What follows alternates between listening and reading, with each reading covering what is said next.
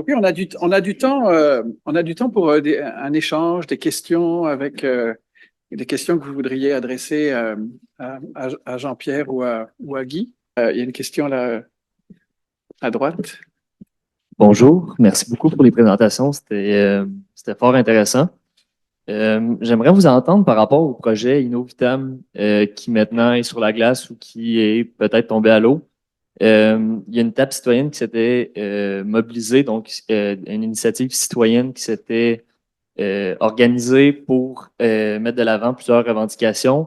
L'une d'entre elles, c'était des revendications par rapport pour avoir un espace aussi simple que ça peut avoir de l'air, un espace pour entendre ce que les citoyens ont à dire. Puis là, vous parliez beaucoup de faire des choses avec la population. Donc, j'aimerais savoir, puis on n'est pas non plus protégé qu'un certain projet du genre face sur face. Donc, j'aimerais vous entendre, qu'est-ce que vous avez appris de ce projet-là, puis comment on peut s'en prémunir d'avoir justement un projet qui est réellement fait avec la population. Donc, voilà. Merci beaucoup. Merci. Oui. Oui, mais dans un premier temps, imaginez notre surprise d'apprendre de collègues de Montréal qui avaient un projet qui s'appelait Innovitam qui était lancé à Québec. Imaginez, un collègue de Montréal qui m'apprend ça.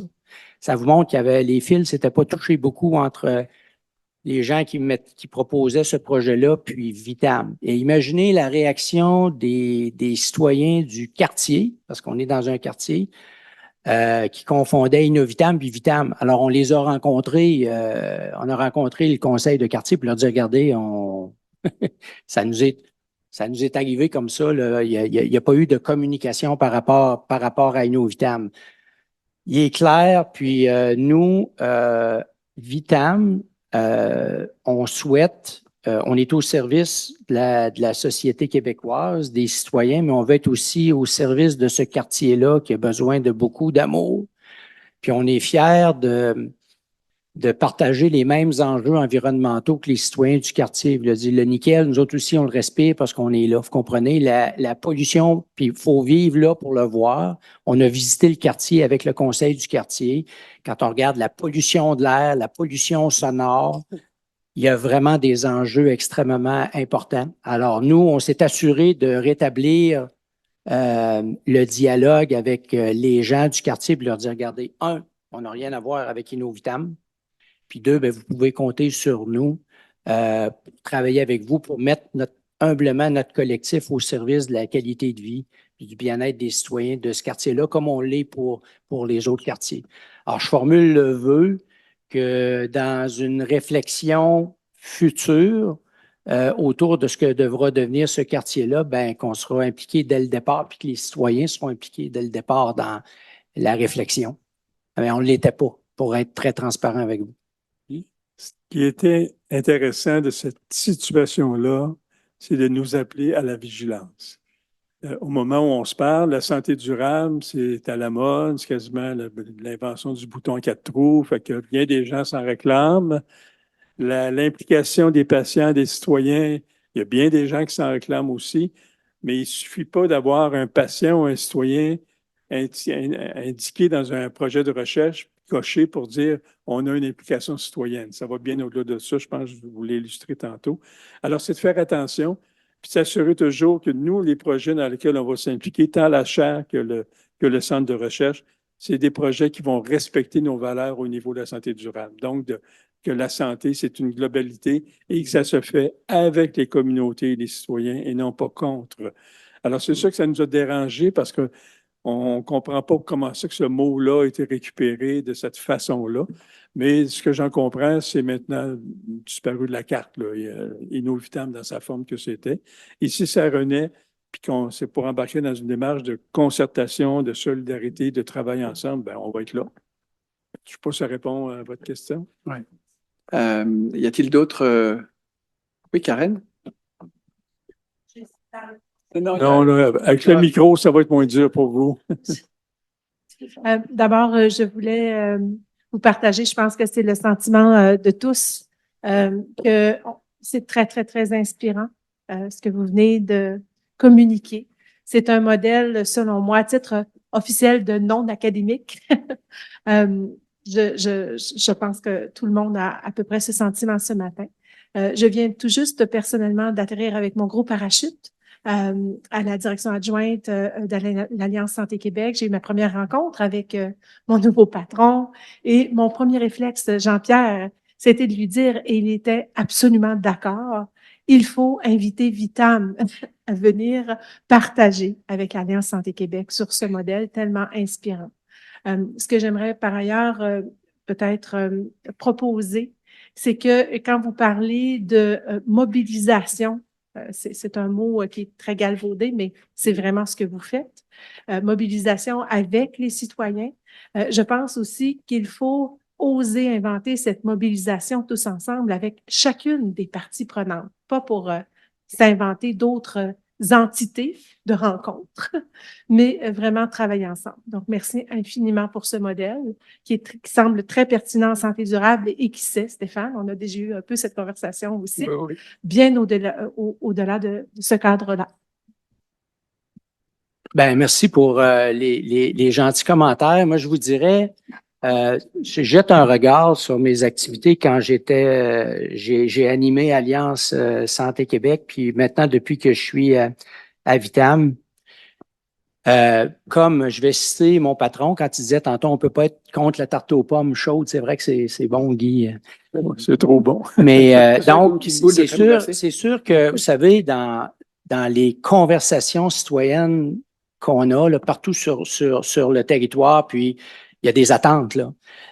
Il y a des attentes. Les gens disent, ben là, c'est pas encore une consultation. On a été consulté, comme Guy l'a dit, là, ad nauseam. On en a ras-le-bol des consultations. Les gens ont des attentes, on ne veut pas les décevoir. Donc, ça prend une organisation où les gens se lèvent le matin puis se couchent le soir en disant, nous autres, là, on veut livrer. On veut livrer au moins minimalement quelque chose parce qu'on le sait, là.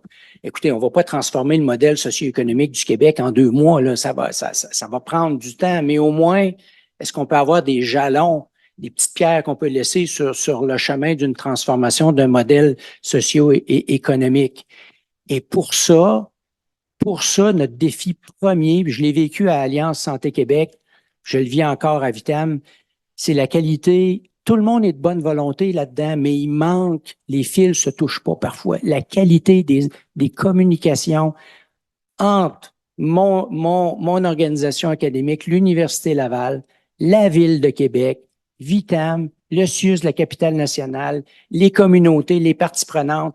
Ça, c'est tout un défi. C'est tout parce qu'on peut pas être contre, finalement, un esprit sain dans un corps sain, milieu de vie, environnement sain sur une planète en santé. Moi, je vais vous dire, il n'y a pas un chauffeur, puis là, je vais être très caricatural dans mon exemple, juste pour que vous ayez une image dans la tête. Dans les rencontres, les conversations citoyennes qu'on a, il n'y a pas un redneck qui se promène en pick-up puis qui ne croit pas au changement climatique qui était contre la santé durable. Savez-vous pourquoi? Parce que dans l'énoncé, il retrouve quelque chose. Tout de suite, en partant, là, un esprit sain dans un corps sain, il pense à ses enfants. Puis il sait que le milieu scolaire public, là, il n'est pas compatible avec un esprit sain dans un corps sain. Fait que déjà, on va chercher à peu près tout le monde, même s'il n'embrasse pas nécessairement 100% du concept. Mais notre défi, encore une fois, c'est de répondre aux attentes parce que les gens disent, OK, là, vous voulez qu'on réfléchisse avec vous autres, qu'on bâtisse quelque chose, mais il va-t-il émaner quelque chose? Puis si on veut qu'il émane quelque chose, il faut vraiment que collectivement, on s'assure qu'on se parle, qu'on partage l'information pour qu'on soit... parce que tout le monde est de bonne volonté, là. Tout le monde est de bonne volonté. J'ai des rencontres statutaires avec la Ville. L'université, bien sûr, est de bonne volonté. C'est l'université qui a parti cette démarche-là en octobre 2013, là, sous l'impulsion de Rénal Bergeron puis de Sophie D'Amour. Fait que tout le monde est de bonne volonté. Mais c'est un sacré défi après de dire, assurons-nous qu'on se parle puis que les créneaux de communication sont optimaux pour qu'on avance.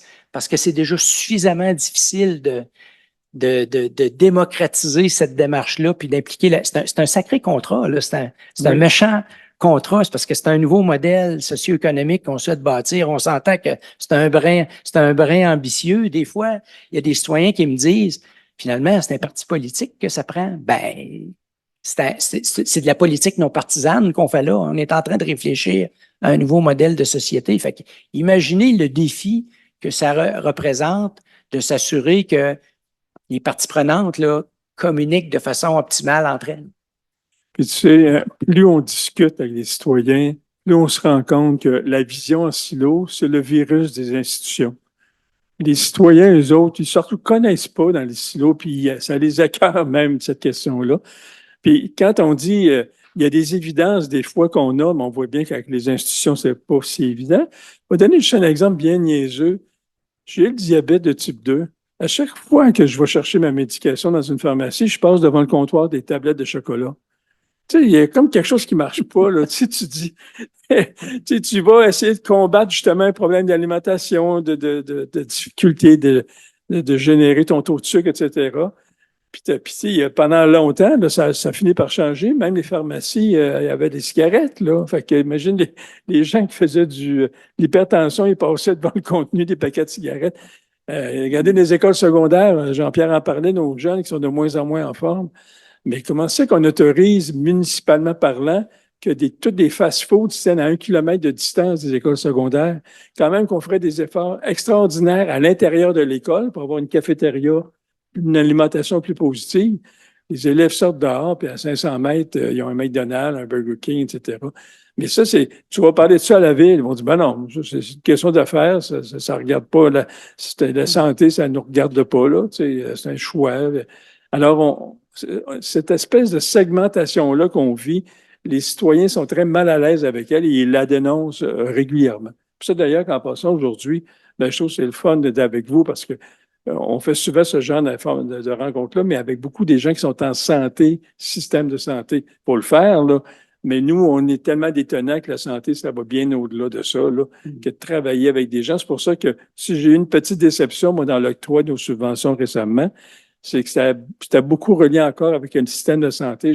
On aimerait ça financer des étudiants ou des jeunes leaders qui sont en environnement, qui sont dans d'autres visions des choses et qui sont dans la santé, mais qui des fois la nomment pas comme ça, ou qui pensent que si le mot santé existe quelque part, ça les concerne pas au niveau du financement. Alors, je vous le dis, l'exercice l'année prochaine, j'espère que vous allez utiliser l'occasion, l'opportunité à ce niveau-là.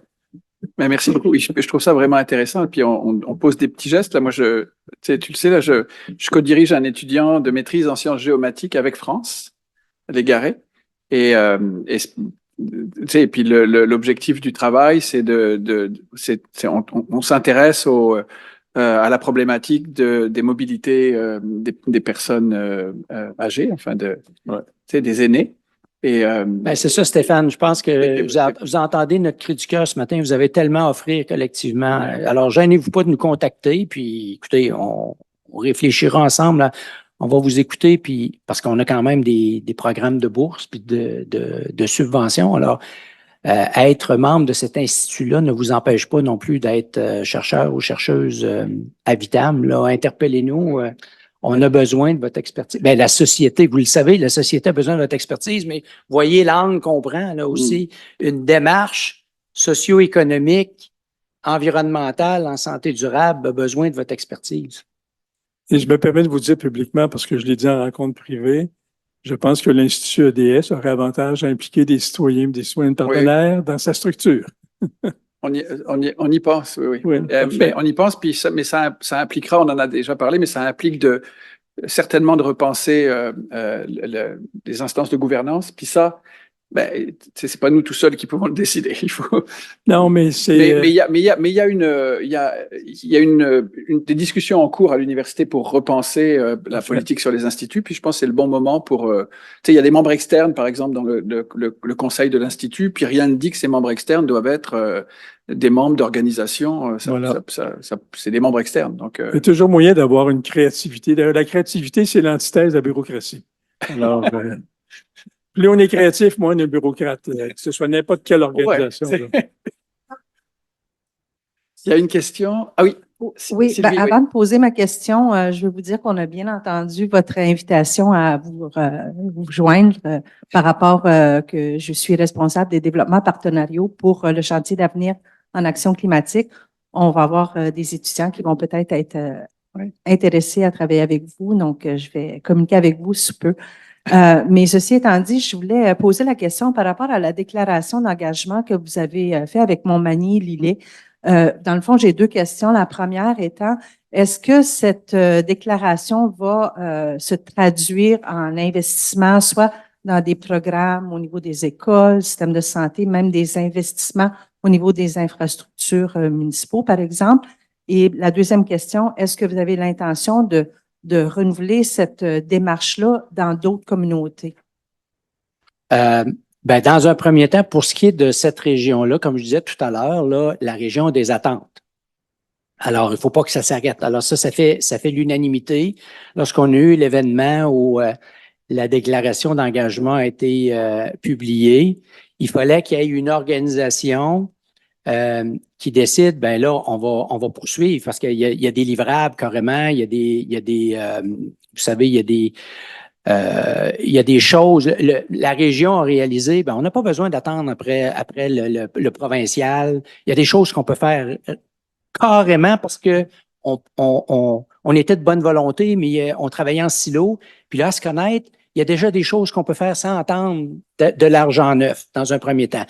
Alors là, ce qui était important pour le groupe, c'est que ça soit pérenne, cette affaire-là. Et ça va être pérenne parce que le PDG du CIS Chaudière-Appalaches, via sa santé publique, a décidé que il allait poursuivre l'animation parce que ça prend quelqu'un quelque part qui dit, ben, on va poursuivre la coordination, sinon tout ce beau monde-là aura pas les moyens de se réunir puis poursuivre, je dirais, le déploiement d'une programmation pour honorer les priorités. Donc, il y a un bout là où les partenaires, sous l'animation du CIS Chaudière-Appalaches, il y a sa direction de santé publique, puis une structure, je ne veux pas être trop justement bureaucrate ce matin, mais il y a une structure qui s'appelle les réseaux locaux de services qui décentralise un peu le pouvoir décisionnel. Donc, il y a des choses qui vont être faites. Mais ça va permettre aussi le fait que le groupe va continuer à travailler ensemble, aussi d'exercer des pressions, bien entendu, aussi politiques. Donc, il y a des choses qui vont se faire concrètes à très, très court terme. Il y a des choses qui se travaillent à moyen terme. Puis oui, aussi, la région a une vision de d'où elle doit aller dans 10, 15, 20 ans. Mais là, évidemment, on parle du plus long terme. Je pense qu'il y avait un autre élément aussi à votre question. Ah oui. Oui, la réponse est oui. La réponse est oui. Il y a une bibite administrative dont je viens de parler là, dans les CIS et les CIUS qui s'appelle les RLS, là, les réseaux locaux de services. Nous, on a proposé que ça devienne des réseaux locaux de santé. Puis je peux vous dire qu'il y a un intérêt, il y a vraiment un intérêt pour ça parce que c'est bien beau réfléchir, puis Guy l'a mentionné tout à l'heure, puis c'est le cri du cœur que je vous ai envoyé tout à l'heure, c'est bien beau réfléchir à comment on peut mieux offrir des services de santé à la population. Si on se donne pas les moyens aussi en amont pour dire faut qu'on gère la demande, on n'y arrivera pas. Fait que ces réseaux locaux de services-là, où vous avez par exemple des directeurs, des directrices régionales qui gèrent la prestation de services de santé, bien, il y a une belle opportunité de leur donner plus de pouvoir, d'impliquer les citoyens. Puis là, c'est ce qui va se faire dans la région Chaudière-Appalaches. Mais le modèle, vous voyez, là, on est en train d'y penser dans notre CIUS, la capitale nationale, mais ailleurs aussi, dans d'autres CIS et CIUS au Québec. Fait que je vous dirais que pour le moment, on va voir à l'usage si c'est le bon modèle pour essayer d'avancer au niveau des régions. Mais pour le moment, on va tester l'hypothèse que ces réseaux locaux de services-là, qui pourraient devenir des réseaux locaux de santé où les citoyens des différentes régions seraient impliqués dans les gouvernances. Là, il faut travailler ça parce que c'est pas fait encore, là, mais il y a vraiment une volonté exprimée de réfléchir à dire c'est peut-être un modèle intéressant à étudier qu'on va pouvoir tester. Puis peut-être juste rajouter que la relative facilité avec le fait qu'on ait pu mettre en place 3 tables citoyennes démontre que si on avait un petit peu plus de moyens, on pourrait avoir une table citoyenne dans chaque région administrative du Québec. Mais il faut les soutenir, il faut les animer, il faut avoir un budget en conséquence. Là, on est comme en train de faire une démonstration en ce moment pour être capable de vendre à un moment donné, que ce soit au ministère de l'Innovation ou que ce soit au FRQ, d'augmenter le financement pour rayonner davantage. Mais ça, c'est évidemment, il y a toujours une question de partage du gâteau de la recherche. Là, le montant n'est pas faramineux. D'ailleurs, c'est une des surprises que j'ai, moi, comme citoyen, quand je suis rentré dans le monde de la recherche, c'est de voir à quel point c'est le financement insignifiant si on le compare aux entreprises privées, notamment les pharmaceutiques. Alors, tu sais, je trouve qu'au Québec, on néglige un peu notre recherche, puis la recherche, c'est créer du savoir. Si on est capable de faire des démonstrations avec la santé durable, la démocratisation, la transmission, faire avec, moi, je pense qu'on va être capable de dégager à un moment donné des soutiens pour être capable de développer des initiatives qui seront peut-être pas pareilles à celles de Chaudière-Appalaches. L'idée étant pas de dire, je prends un projet puis je l'implante ailleurs. L'idée étant, j'ai une page blanche quand je vais ailleurs. Je peux donner l'exemple de Chaudière-Appalaches comme information, mais c'est une page blanche pour votre région, votre territoire. Vous autres, vous voulez faire quoi? Puis ça, la page blanche, les chercheurs, les professionnels, ils ont de la misère avec ça parce qu'ils ne savent pas vers où ça va aller, mais en même temps, ça a toute une beauté, la page blanche, parce que on a des discussions de fond qui vont dans des directions très inattendues parfois. Alors, moi, j'espère que dans 5, 6, 7 ans d'ici, on va être beaucoup plus en rayonnement que maintenant. Puis pendant que j'y pense aussi, votre question soulève un point. Parce que vous avez, de par la nature de vos activités, je doute aussi que vous avez probablement pas mal d'interactions avec des gouvernements de proximité, donc les municipalités.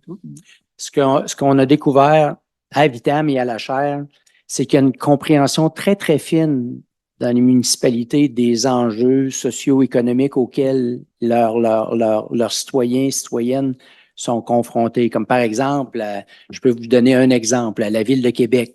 Ça a fait les manchettes, les enjeux d'itinérance. Ouais. Comme Mme Massé le dit dans l'annonce, c'est pas l'itinérance le problème, c'est les enjeux en amont de l'itinérance. Mais la Ville, ils comprennent ça parfaitement. Bon, mais L'environnement. c'est ça. Alors, il faut l'étudier, il faut le comprendre. Donc, il y a un appétit très, très fort des gouvernements de proximité. Puis vous voyez probablement passer ça. La ville de Victoriaville, il y a des villes qui engagent, imaginez, des scientifiques en chef à l'intérieur. Il y a un potentiel au-delà. On se tourne toujours vers le gouvernement provincial puis le gouvernement fédéral. Soit les gouvernements municipaux n'ont pas nécessairement les budgets de santé publique, comme par exemple la ville de New York, qui a des milliards de dollars. Carrément. Là, on ne parle pas de l'État de New York. La ville de New York a des milliards de dollars en termes de budget là, de santé publique. On n'est pas là au Québec, mais il en demeure pour moins que les municipalités ont un appétit très, très fort pour non seulement les enjeux que vous étudiez, vous, mais il y a aussi un potentiel d'attacher ça à des enjeux de santé, puis de bien-être, puis de comportement des citoyens. Puis c'est intéressant quand ce que tu évoques là sur l'itinérance. Il y a toujours un peu comme dans le domaine de la santé et puis, les enjeux que tu évoques de médecine, on investit pour soigner une fois qu'on est malade plutôt. Donc, en fait, on soigne des symptômes plutôt que d'essayer de travailler sur les causes. L'itinérance, c'est la même chose. Puis c'est souvent la tendance dans à peu près tous les domaines quand ils sont pris de manière un peu trop centralisée.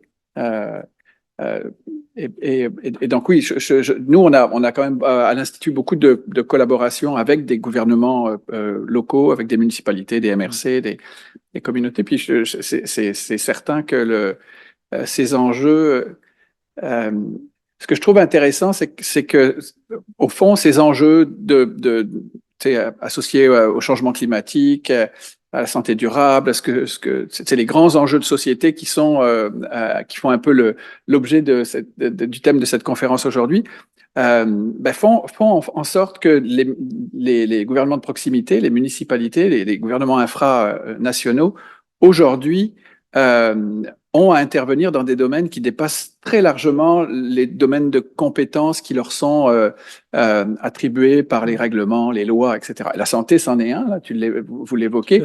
Les villes n'ont pas de compétences en santé, les municipalités, il n'y a aucune compétence qui leur sont accordées, mais il reste que s'il n'y a rien qui se passe à leur niveau, comme au niveau de communauté d'ailleurs beaucoup plus local, on n'aboutira à rien parce que donc, c'est une nouvelle articulation des échelles qu'il faut prendre en compte, qui donne toute sa pertinence aussi à la place que les citoyennes et les citoyens doivent jouer nécessairement.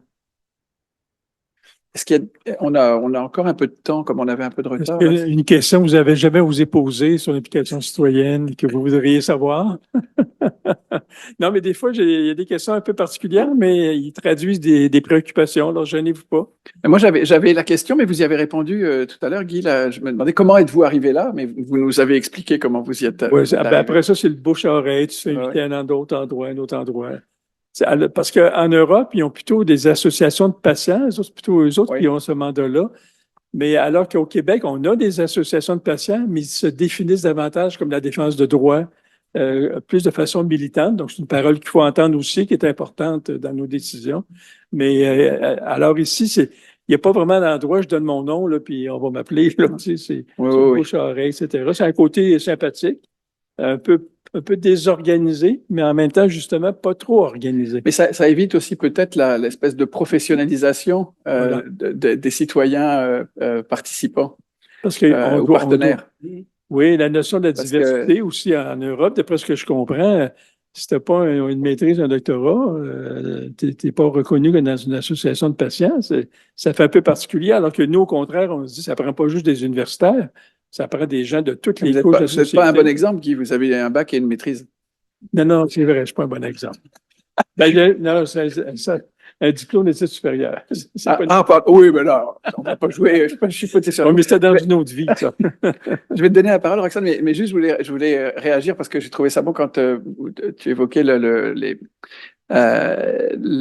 cas des pharmacies. Là, c'est le premier choc pour un Français qui arrive au Québec et qui rentre dans une pharmacie. Hein. Tu dis, je me suis trompé, je suis à l'épicerie. Non, c'est la pharmacie. Ouais. Oui, ici au Québec, des gens regardent les clients publicitaires pour acheter leur papier de toilette, leur produit de nettoyage chez Pharmaprix, Uniprix. Mais ça, à la limite, ça ne me dérangerait pas, mais c'est plus les produits alimentaires. Oui. C'est comme si on avait un fast-food dans la pharmacie, à la limite. C'est exactement ça. Roxane, oui, vas-y. Merci. Merci beaucoup pour votre présentation. Puis une discussion, c'est hyper intéressant. Puis je sais que vous avez dit que vous n'étiez pas là tantôt, fait que je ne sais pas à quel point vous avez entendu ma présentation, mais je vois énormément de communs là, avec le travail qu'on fait avec les communautés des Premières Nations. Puis, tu sais, nous, on aborde ça sous un angle de territoire, mais tu sais, comme j'ai montré, après avoir évalué les effets, on voit que le territoire supporte plein d'aspects. Puis supporte le mieux-être des communautés pour avoir une continuité dans la culture, la langue. Puis, tu sais, ça implique aussi l'alimentation, qui est une grosse préoccupation pour les communautés autochtones, de voir le changement dans l'alimentation. Donc, tu sais, en écoutant, là, je me dis, c'est tellement proche, finalement, comment on... Absolument. En fait, moi, j'ai entendu la fin de votre présentation, puis je disais à Guy, mais quel bel exercice de démocratisation de la santé dans ce territoire-là, parce que j'écoutais votre approche, puis finalement, vous répondez à leurs besoins, c'est eux qui vous interpellent, mais c'est l'approche rêvée, c'est comme ça qu'on souhaite travailler, que les citoyens interpellent de partout pour des enjeux. Non, vraiment, ça, c'est... Puis moi, pour avoir travaillé un peu avec les personnes des Premières Nations au Québec, je trouve qu'on devrait s'en inspirer. Parce que dans une communauté autochtone, tu peux pas opérer un changement sans que la communauté s'implique, sans que les sages soient interpellés, sans qu'on cherche le consensus. Alors, moi, je trouve que c'est pas quelque chose qui devrait nous déranger, c'est quelque chose qui devrait nous inspirer dans notre façon de faire avec nos propres communautés. Je suis entièrement d'accord. Puis aussi sur la connexion au territoire, puis la responsabilité de le protéger pour notre pérennité, là, pour notre survie. On a beaucoup de leçons de santé durable à apprendre de ces communautés-là. Il y a une étudiante qui vient de cette île, d'une communauté de cette île, qui m'a approché pour qu'on fasse de la recherche avec eux. J'ai dit, regardez, moi, je veux bien, mais dans un premier temps, très respectueusement, on va aller écouter la communauté puis leur dire à quel point leur mode de vie traditionnel est respectueux du territoire puis de l'environnement. On veut bien, là, mais on débarquera pas là avec nos sarraux pour dire c'est nous qui savons. Non, vous savez plein de choses, puis on va vous écouter dans un premier temps. Non, je me blague, c'est une blague, parce que on dit débarquer avec ses gros sabots, mais toi, c'est avec Le sarrau. avec ton gros sarrau. Il n'avait pas terminé. On a je trouve, c'est ça, les approches, il y a tellement de parallèles à faire. Je vais sûrement vous contacter, Vitam, voir comment on peut peut-être travailler ensemble. Mais vous avez réussi à faire quelque chose que nous, on ne sait pas comment faire. On ne réussit jamais à avoir un membre d'une communauté Première Nation comme co-chercheur ou comme co-titulaire où les règles ne le permettent pas parce que ils n'ont souvent pas d'études universitaires. Puis, mais c'est ça, comment vous... Mais non, mais moi, quand j'ai les règles des trucs auxquels on applique, c'est pas... Il n'y a pas de façon de les faire rentrer. On est obligé de les mettre comme des collaborateurs. Ben, vous pouvez compter sur nous, on va se battre avec vous pour que les règles changent. Là. Regardez, nous, là, je vais vous raconter l'anecdote, je le mentionnais tout à l'heure. Quand on a soumis le projet de chaire au Fonds de la recherche du Québec en santé, on a proposé qu'il y ait un citoyen, une citoyenne co-titulaire. Ben, le FRQS a dit non, on peut pas faire ça. On ne peut pas leur donner d'argent. J'ai dit, c'est pas ça qu'on vous demande. Voyons donc. On ne va pas donner d'argent à M. Poulain, là. Non? Il est riche, il est déjà riche. Non, l'argent va être administré par le centre de recherche. Mais ce qu'on veut, c'est que la symbolique, c'est que vous disiez que ces gens-là, on voit au chapitre, ils ont dit, ben là, ça, on peut. Alors, c'est encore une fois. Si tu leur donnes pas Vous voyez que là, on était pris dans des méandres de bureaucratie, alors que ce qui était important, c'est qu'on puisse dire, puis là, maintenant, ils sont très fiers de ça, là, parce que ça fait boule de neige, cette affaire-là. Mais ça c'est des choses, c'est des conversations qu'on pourrait avoir. Ça commence, tu vois, nous, on avait on avait déposé une demande de subvention sur un programme pilote des FRQ, la Stratégia, puis on a eu ce matin la réponse recommandé mais non financé par manque de fonds. Ça arrive. Mais dans ce programme-là, qui est un programme un peu pilote, justement, dans l'équipe de chercheurs, vraiment l'équipe de chercheurs, pas les collaborateurs, dans l'équipe de chercheurs, il devait y avoir comment on appelle ça, ils s'appelaient pas ça des citoyens, mais le statut, c'était des gens qui... Non, c'était pas collaborateurs, c'était des utilisateurs de connaissances.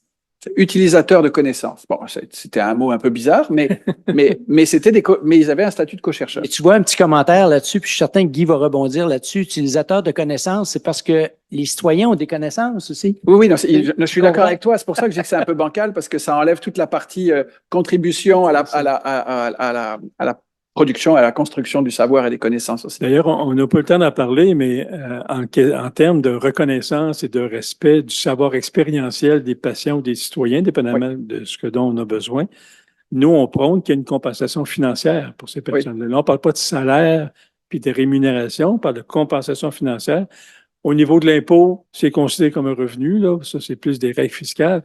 Mais, tu sais, c'est pas un salaire avec des déductions et tout ça, mais c'est le principe de dire, si autour de la table, j'ai besoin du savoir scientifique de X personnes et j'ai besoin du savoir expérientiel de X personnes, pourquoi ces personnes-là le feraient bénévolement puis les autres le font soit sur leur temps de travail ou si on a une subvention, tout ça. Mais ça aussi, il y a beaucoup de discussions là-dessus, oui. Oui, c'est ça. C'est juste de dire, dans le fond, c'est pas une question tellement d'argent, c'est plus une question de reconnaissance et de respect envers cette qualité-là qu'on recherche, du savoir expérientiel.